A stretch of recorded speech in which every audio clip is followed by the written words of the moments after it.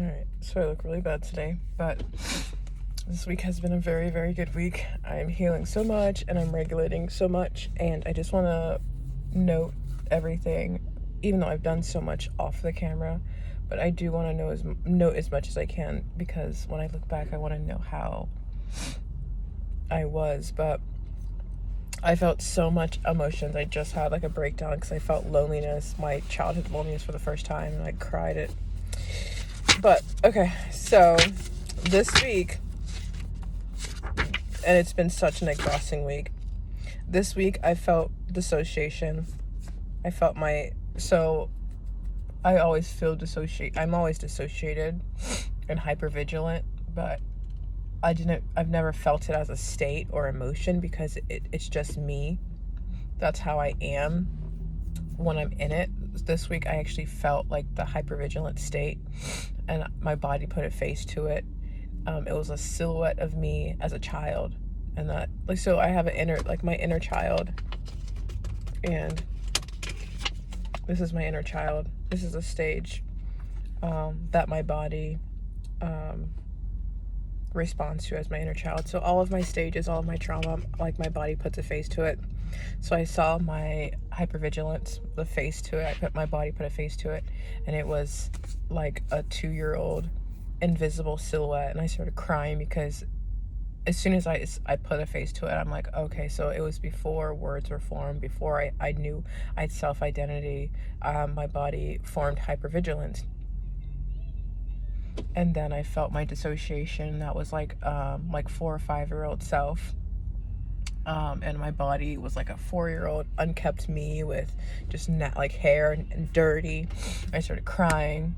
So I felt my hypervigilance, my dissociation, my perverse energy. I don't want to get into that on the camera, but like,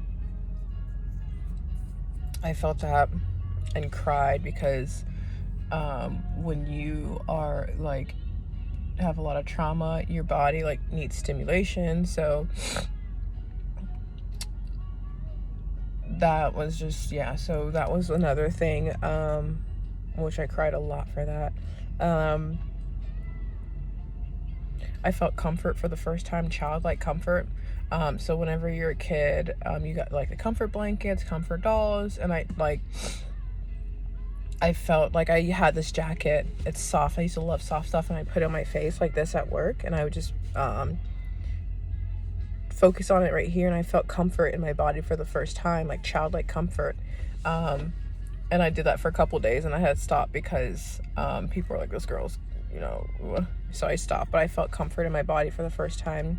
I felt my survival and my social armor for the first time. So my social armor is like my intimidation. I love the song. My like RBF, my like my energy, like leave me alone. And that was because I had a lot of social anxiety, and the way we were raised is like we always had to mingle, we always had to, we're like advertising ourselves, so we always had to like put on a show and stuff like that. And I had social anxiety, I couldn't deal with it, so I became this like RBF, like intimidated, like leave me alone person, because I didn't want people to come up to me, because I had to be in all these spaces where we'd all mingle, but people would come up to you, shake your hand, and ask you about stuff, and I was like, I couldn't handle it. So I was like, I became that. So that's my social armor. And then my survival armor, which I'm still integrating that. I'm still integrating my social shell, so I'll still walk around like, leave me alone, don't talk to me. But my social cell is, at Hope, when I first came there, I was super sensitive, but I wouldn't survive it. It was such a rough, like back then it was. And so I became like this dominant, black and white, mean, like fight energy, just chaos. Like, I'm always gonna stick up for myself, like everything, like just that type of like just person, like, aggressive person. And that's like my survival armor. And so I realize, and I'm trying to integrate that and like close that chapter. So I have like a social armor, then I have survival armor, then I have trauma, then I have like my misery foundation. So like bottom up, I'm just like just trauma everywhere. But so yeah, I felt that every time I feel like these new states, new emotions, I cry.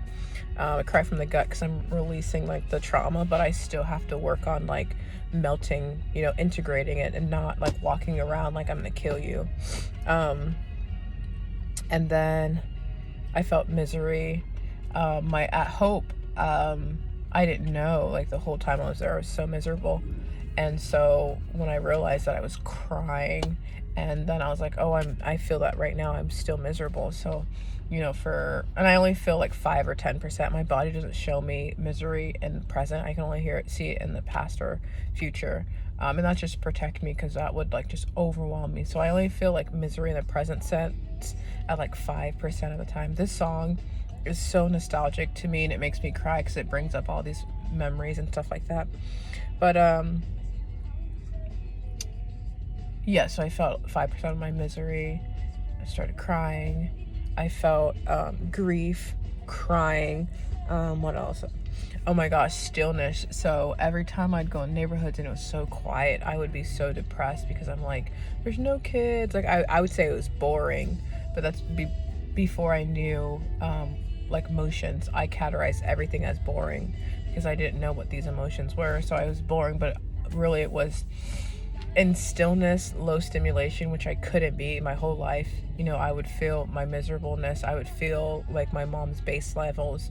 I'd feel all that, and I didn't know how to handle it. So I would just try to avoid it. So I avoided being in stillness. And so it's like the past couple days, I'm, you know, on my off days, I'll regulate myself by sitting in stillness. And so today I sat in stillness, and then I felt loneliness. I know I'm lonely the way I live, but I don't feel it yet. I'm like, my body's so shut down about that. I don't feel loneliness. And so today, I felt loneliness for the first time. I don't know if it was like the full extent of loneliness or if it was like 5 or 10%, but I felt loneliness. And at Hope, I used people to stimulate me, to regulate me. And so whenever, you know, they had singing engagements and stuff like that, I was never picked because I was so bad. And so all the kids would go, and I'd be left to home, like back with like 5 or 6 people, and I'd hate it because it wasn't enough chaos, enough noise to regulate me. So I'd feel miserable, and I would count down the days till they get back. And like I was lonely. Like on Saturdays, I didn't know what to do. I would like go outside and I would just wait for them to get back.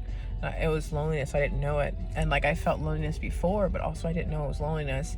When I was healing, I was like, not healing, before I was healing, I was such a stimulated person. I needed loud music. I needed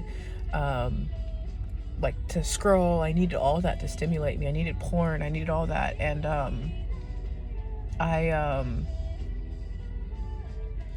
had a day when I was like, I want to start like, you know, getting to know myself and doing stuff like, and so I did that. I was just like, did like a skincare, hair care like day, and after an hour I had to stop, and because I felt like this, like, which back then I didn't know, but any little emotions that came up would just like deregulate, like even more destabilize me. So I felt like this, which now I know it's loneliness. And I had to stop and immediately get on my phone and start scrolling. But so yeah, I felt loneliness. I felt it today. I cried. What else did I feel? I felt a little bit of embarrassment, like for the first time, childlike embarrassment.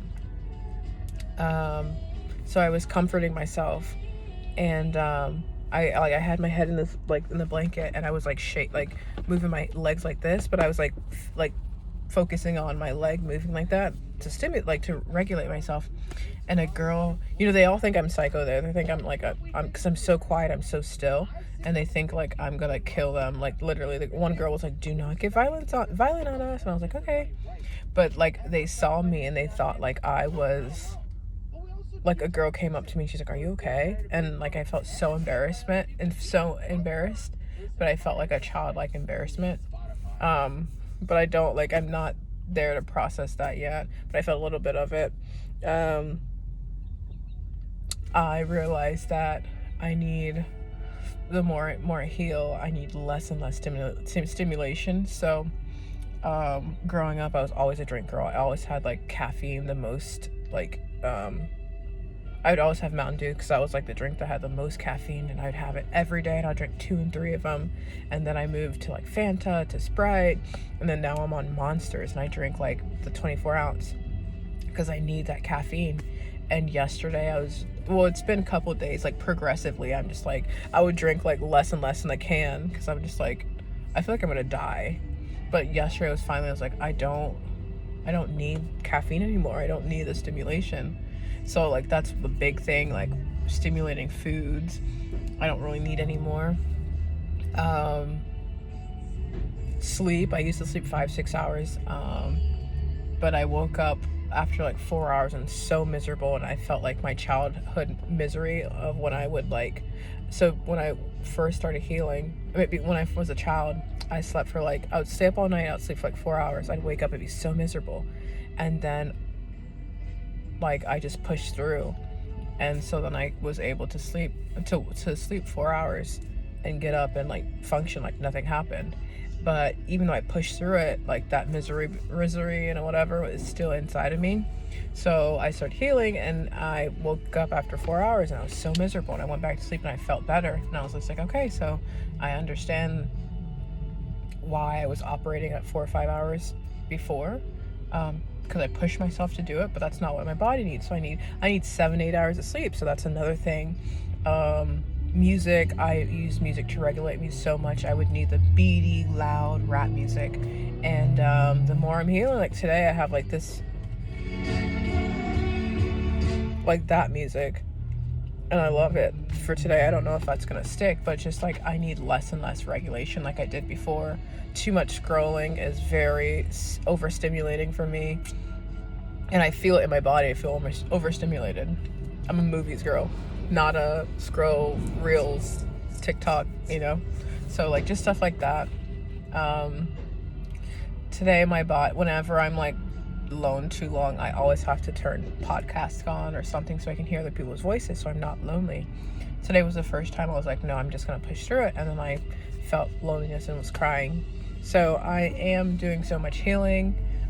It's a little hard because my healing is all on the inside. I'm becoming so sensitive. I'm becoming who I was, and I love that, but it's all on the inside. So on my outside, I'm still a bitch.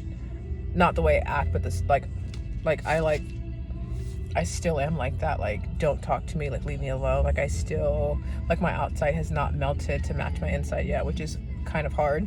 I'm so like mismatch on that, and I don't know when that's gonna happen, but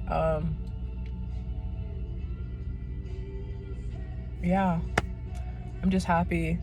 Every week I swear I do more and more healing, and I feel more and more emotions. I grieve more and more, which is so healthy. But yeah, I'm really happy for what I'm going through, and this is like once in a lifetime type of somatic healing release that most people don't do. And that's not to say, oh, I'm better, but most people are cognitive first. I'm somatic first. So with somatic, you can do deeper healing and more integration and stuff like that. Also, like I'm having experiential, I can't say the word, but those thoughts, like what's my purpose, and they'll come up like little by little. But then like I just sat in it today. I'm like, I just want to like just let myself just have these thoughts, stop freaking out, and it went further and further. I'm like, it was what's my purpose, and I just like, oh, and then I'd stop. But it's like, what's my purpose? What's the human race purpose? We're just here to live and die. Like the in between, like you go to school, you do this and this, you just die. Like at the end, like what's our purpose? Why are humans alive? Like it went far, and I just let myself do it, and I still haven't figured that out. I like the way I was like taught is like God is our purpose. God put us here to live for him. So it's like my body's like, it's God. Like my head's saying that because that's what I remember. My body's like just question marks, like I don't know. But yeah, I regulated myself for the first time. Usually I use the sun and stuff like that to regulate me, but today rest really regulates me. So I was feeling all these emotions, crying, and just like was so like dissociated. And I just laid down. I put some music on. I like when I was younger, I'd lay on this picnic table in front of the sun, and the sun would go in my eyes, and I'd open my eyes and it'd be red, like because you see your blood. And I did that, and I remember it like when I was doing that as a child, and I just did that for an hour. And was listening to good music, like feel good music, and was regulating myself. I sat back up and I was happy. I was like, wow, I just regulated myself for the first time, you know? So I'm happy with the healing. I'm becoming myself. I am almost out of my survival mode. I'm on the last stage. I'm phase 6. My next phase, I'll be phase 1A of something else, but not survival. So I'm so happy about that. And yeah, I am kind of scared still because my body doesn't believe I have agency. My whole life I use like trauma responses and all the stuff that was already stored in me to like help me like cope and like pretty much kept me in line. But it's like I'm losing all that now, and so my body's scared, like it has no agency. So when I think of like, what if I heal and like get married and like I start another chapter of misery, like my body's freaked out because I feel like if someone comes that's safe, I'll just be like, let's get married, and I won't like process it in my head.